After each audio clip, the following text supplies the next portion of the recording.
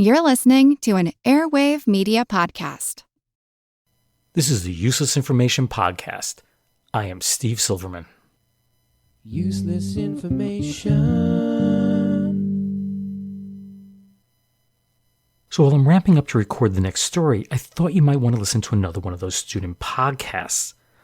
This particular one is done by a student named Morgan Simmons who recently graduated from Chatham High School.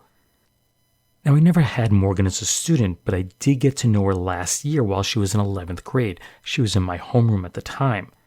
And I can tell you she has a great personality. She's a hard worker. She's very smart. And she served as a sole student representative to our Board of Education this previous school year. Now, just like the previous two student podcasts that I've released, what you're about to hear was a project for her senior English class. Now, this one has more of a local feel to it. In it, Morgan interviews CPA Sue Baer, that's B-A-E-R, of the Baer Tax Group in Ghent, New York. Now, Ghent's a very, very small little town, but it lies about 30 miles slightly southeast of Albany, New York. So sit back and enjoy. Interviewing Professionals, a podcast hosted by Morgan Simmons. Hi, I'm Morgan Simmons, and today I'm going to be talking to Sue Baer from Baer Tax Group. Hi, Sue Baer. Hey, good morning. So tell me a little bit about your business. So we recently rebranded as Baer Tax Group to represent that we have more people within our organization besides just me. So things have grown, and we have our own commercial building located in Ghent. And it's an old doctor's office, actually, which is kind of cool. We utilize technology to make things easier for the client to contact us and also to get their information to us. So we have an online portal, and we use email, and we use dual screens in our office. So it's very techie. We're paperless. And I think a lot of people like that their information isn't just sitting around in file cabinets that anybody can get at. It's all locked up and secure. And I've been doing this for 28 years now, actually. Wow. Yeah. Tell a story about someone who had a significant impact on you and your work today. Well, I am third generation with this tax business. My grandmother was actually 80 years old and still working as a bookkeeper for the Hudson Daycare Center on Warren Street, and she really knew how to keep books like back in the old-timey way, like paper and pencil, and she taught me, how to track my credit card and to always pay my balance off in full. And so she was my first introduction to money. And so here I am. My father's also a CPA, and then there was my grandmother, and now third generation of working with numbers. Were there moments, especially in the beginning, where you thought this could fail? Like, did you tell anyone that you weren't going to be successful? When I first started out on my own, I had prior worked for another accounting business, and when I went out on my own for the first time, I didn't think it was going to make it. I actually looked into babysitting kids because my kids were little, and I thought that would make sense to just watch kids in my house. And I think that's a great thing to do, but it was really putting aside all of my education, my CPA license, and not believing in myself at all. And then I went on an interview because a headhunter had found me, and I drove up to Albany, and the guy was so impressed with my resume and speaking with me that he offered me an $80,000 a year job. Wow. Managing his business part of his CPA firm. And it gave me the confidence to say, you know what, I'm just going to push through and do this. And so my first year on my own, I started with only 90 clients, and I only made about $15,000, and I was living on credit card debt, and I hardly had any money, but it just built from there, and the business then grew as my kids grew. How many clients do you have now, about? Over 1,000 clients I have. Wow, that's crazy how far you came. Yeah, but it's not without a whole team of people helping. Oh, yeah. That's why. Were there people supportive in your decisions of going through with being an accountant? I feel I'm more supported now in my business with my husband than I ever was. It's hard, I think, as a woman. It's kind of a male-dominated profession. I'm also a yoga teacher, which used to be more dominated by men. And so as a woman, to kind of push through that. But now I think there's a lot more support with all of that than there ever was. And I mean, the county agreed because in 2017 they said Sue Baer is the best accountant in Columbia County. So that was really awesome to have that kind of support. Mm-hmm. So it's really community support, and now family support is really making the difference in my self-esteem. So we all know that money is a marker of success, at least for many people. How do you measure profitability? For you, is it more than the money? For the money within our business, our prices end up being really fair, sometimes even less than Jackson Hewitt, but I don't know that that's the reason people come to us. We really have a win-win partnership with our people, and it isn't all about the money because I take a good amount of time off, and everyone who works with me also takes time off, and we consider it a little bit of a lifestyle business. One of the people who helps me, she plays tennis every morning, and other people go and get their college degrees and work when they can. And for me, I like to travel a lot, so it's really, I think, your stress level is a hierarchy, and I learned that from cancer, than money.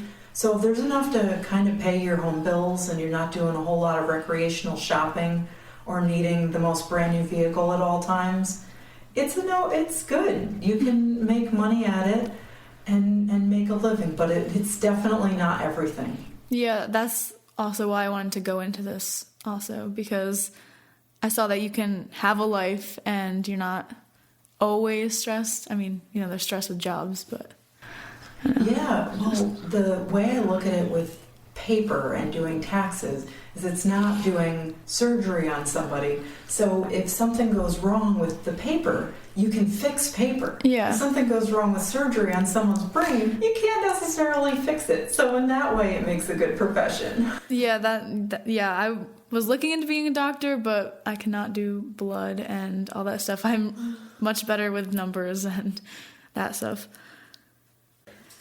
So your business used to be in your home. What prompted you to move the business out of the house? Well, we had originally built the whole house around the business, so it was kind of a little bit like, oh my gosh, I can't believe I'm going to leave.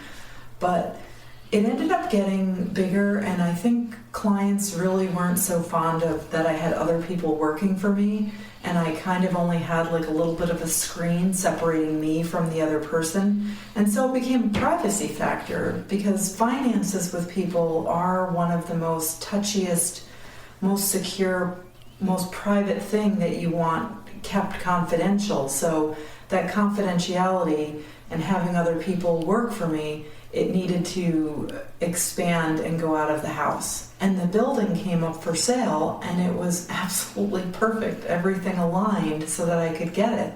Well, yeah, because like a doctor's office, I mean, that's what you said the building was, and finance, both have privacy. So, yeah. I mean, that makes sense. The fun thing about the building is that it was my doctor's office, and it was where I was misdiagnosed with the cancer. So it was like a little bit karmic that I ended up with the building, and I got a really good deal on it. It was really magical how it all came about. We ended up with that building. Oh, wow. Tell me about a challenge you've had in your business. A challenge I've had would be, I didn't used to have a lot of personal boundaries. And so I would have, say, a client walk in on exactly April 15th, just walk right in, sit across the desk from me. Because I was accessible, they could just come in, and they would just hand me their tax stuff, and they would expect me to prepare their return then and there, right on the day of the deadline. And I would do it. When you're first in a business, you struggle a little bit, and you feel like you're just not going to make it. And so you kind of cater and do for anyone what anyone ever asks of you. And so over time, I had to dig deep and create some personal boundaries and have time limits of when people would get us things. And then there's, boundaries around people paying me. They'd say, well, I'm not going to be able to pay you for a few months. And so I'd say, okay, I'll do it anyway. And sometimes I wouldn't get paid. And so I ended up feeling bad about myself. And so I coined a phrase that boundaries cure resentment, because I'd have resentment, but the resentment was really on me because I'm the one who laid out the welcome mat. And so now by having more boundaries, I'm actually protecting my good clients so I can give them good service. And I have the boundaries that if someone wants to cross those, then they're really not the right person for me and for the business. In the beginning, did you always know this was what your future was going to look like? If not, what were you expecting? Oh, that's a fun question about if this was going to be my life's path. When I was in high school, I really wanted to be an actress, and I wanted to go to California. That was my big thing. And so when I went to Columbia Green, actually years ago, they used to have an acting program. And so I took that until there wasn't any more classes, and I didn't pursue it any further. And then I went into advertising, and I loved that. And then I ended up going back to school after taking a little bit of a break and went into the accounting. And my joke is I never wanted to look past the A's in the curriculum book, so I just stayed there. But really, I worked as a bank teller, and that's where I discovered I loved money and was really good at proving my drawer and helping the customers. And meaning I love money. Of course, most people love money, they want money, but what I mean is I loved for other people to have money. So when people came in with their paycheck and they put some in checking and some in savings, I'd love to watch week to week how their account would build. And it's the same thing with taxes, like saving someone taxes or if they get a big refund. I'm happy for other people's happiness. So all along, I guess I was meant to do it, to do the accounting work. I guess that kind of goes into the next question. How has your profession brought you happiness? Oh, wow. When you have a little bit of like an OCD brain where you like to organize things, like when I was a kid, I used to do puzzles. So it's like things with like things, and organizing, it kind of just fills that need of putting things where they go. And also, I love people, so I get to hang out with people, and I think the social aspect, so much of us are sitting behind our screens on our phone, and I don't go to bars because I don't drink, and so really meeting with my people is like fun, and talking with them and finding out their stories and remembering their stories year to year. That's really what keeps me going. That's fun because a lot of people would think that you were just in an office, kind of sheltered, not really socializing. And you said yourself that that's not how it is. You're socializing with people all the time. Has your profession helped you find self-meaning? Yeah, my profession has definitely helped develop me.